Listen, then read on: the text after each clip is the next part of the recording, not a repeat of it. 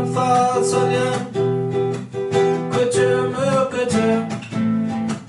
Millet içeri restoran barları da. Yok minmez bolumu al şarap içip.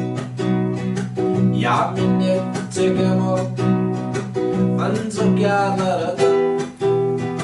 Menge day hiç kime elim serim yok.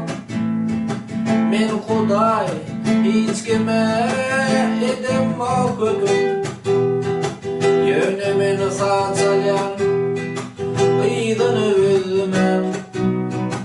Men saçalyan şu dünyada parakın.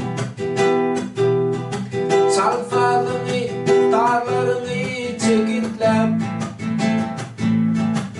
Çalfadını ayradıp göz yaşımı. Koysundan gülüversin süpükler. Ölüserime çalfadını yaşlım. Millet şarap süzer, sen gözün süzüyen.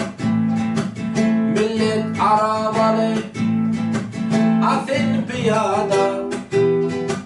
Yönetin saçalyan ıydını üzmem. Sen saçalyan şu kovalı dünyada. Men dünyadan doymadım, doyurdur diyorlar. Aşkın tacın sopardır başımdan. Veren bulmuş gönlü soğukun yurtlar. Bir men kalım şolun gücü kurşumda. Barlı vaktim meylet kurudum barımdan.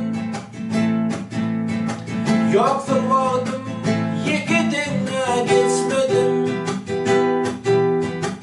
Gökürdüm men kara kumu kardılar. Deryadım gün uğra kalım çeşmedim. Girenliler aşa tüyönüm için. Meydim öz aşkım bilen yaktılar.